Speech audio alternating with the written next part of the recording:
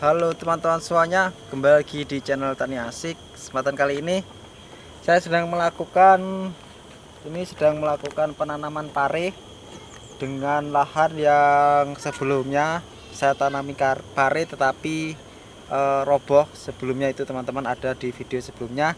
Nah, kali ini saya mau menanam pare jenis yang berbeda teman-teman semuanya. Pare yang saya tanam seperti ini. Saya menanam menggunakan pot tray seperti ini dengan lubang 72 lubang seperti ini teman-teman, 72 lubang. Ada banyak jenis pot tray, tetapi kalau untuk pare menurut saya paling pas kita gunakan yang seperti ini. Ini pot tray harganya 18.000.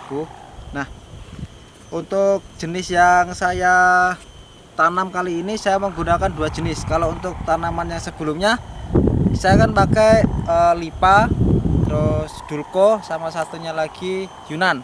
Nah, sedangkan ini saya pakai produk matahari dan juga bintang Asia. Bintang Asianya saya pakai Hokian dan matahari saya pakai Trinity teman-teman. Tapi lupanya nggak saya pisah, jadi ini tercampur. Jadi mana yang Trinity mana yang Hokian tadi pas nanam lupa ngomongin, jadi sudah campur. Semoga nanti bisa kita review perbedaannya teman-teman. Semoga ada perbedaan, kalau sama-sama ya nggak masalah.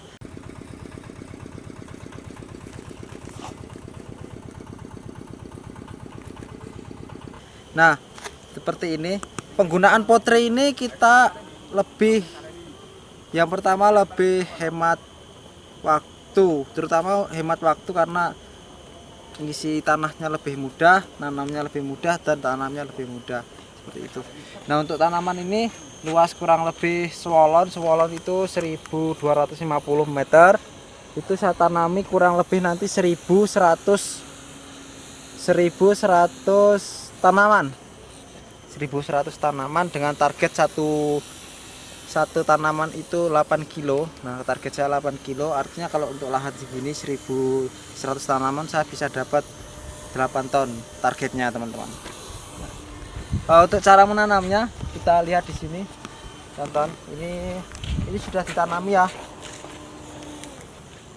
sudah ditanami semua. Nah, kita contohkan cara menanam.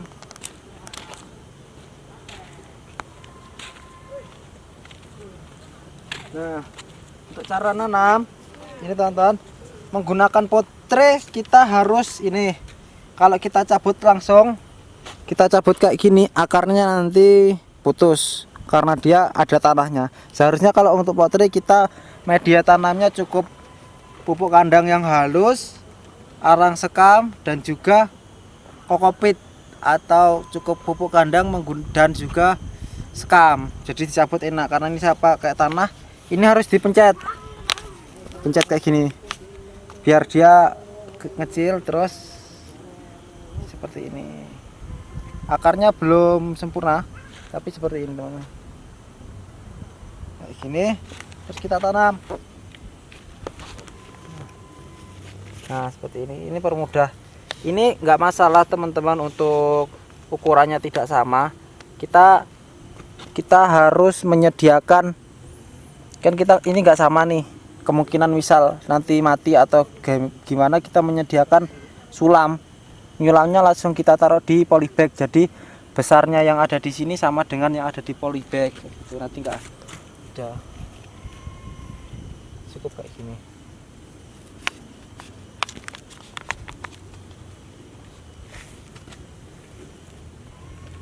Nah, kayak gitu teman-teman.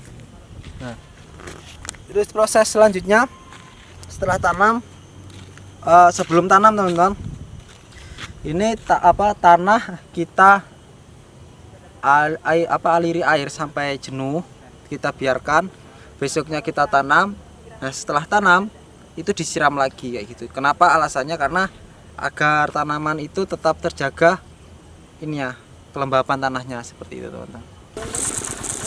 Oke teman-teman, ini proses penyiraman setelah tanam ya teman-teman. Ini saya lepas sendal karena enak nggak pakai sendal. Nah, prosesnya seperti ini. Ini saya menggunakan drip bekas. Jadi penggunaan drip bekas untuk hemat biaya. Jadi ini dripnya udah 3 kali musim. Yang pertama tanam terong, yang kedua pari yang pertama, terus selanjutnya ini yang musim ketiga. Jadi drip ini masih kuat dipakai untuk 3 musim, hanya saja kan lubangnya nggak sama, ya nggak masalah gitu. Yang penting apa, tanamannya terairi, terus airnya cukup kayak gitu teman-teman semua. Ini sekali buka untuk diesel kekuatan 8 PK saya buka 5 jalur dengan panjang bulutan ini 50 meter teman-teman, untuk menjaga tekanan. Kalau misalnya semakin banyak yang dibuka, tekanannya semakin kecil kayak gitu. Nah, bisa dilihat kayak gini.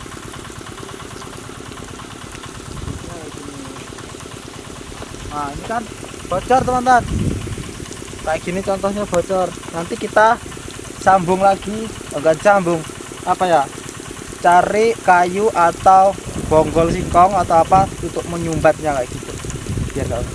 Karena ketika masih kecil kayak gini kan airnya boros sia-sia. Tapi kalau nanti sudah besar, akar sudah melebar kemana-mana nggak masalah sebenarnya. Airnya juga cukup, masalahnya kayak gitu.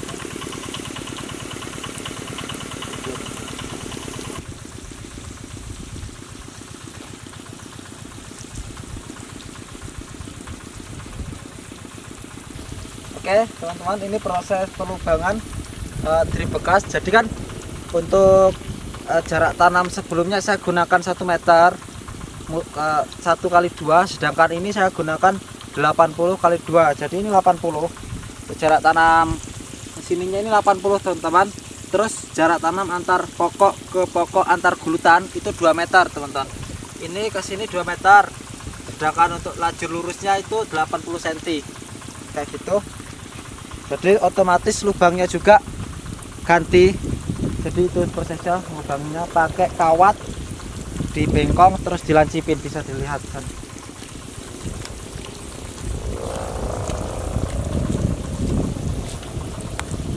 Nah ini nah ini kawat ya teman-teman. Nih kawat di bengkong. Biasanya ada juga yang pakai pancing ukuran yang 4 mili atau yang besar itu teman-teman. Tapi saya pakai kawat aja. Ini kita cublesin satu-satu.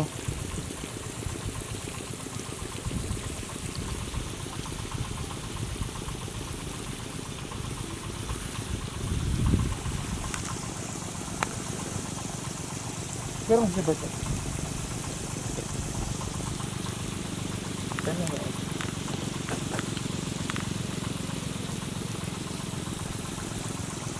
Banget.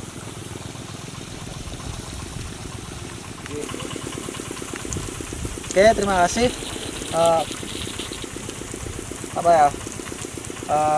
Kegiatan kali ini sudah cukup. Kita lanjut di kegiatan selanjutnya. Terus nanti saya akan usahakan update tanaman ini setiap pemupukan, penyemprotan, dan yang lainnya akan saya update setiap ada perubahan tanaman, akan saya update teman-teman. Oke, itu aja. Terima kasih. Assalamualaikum warahmatullahi wabarakatuh.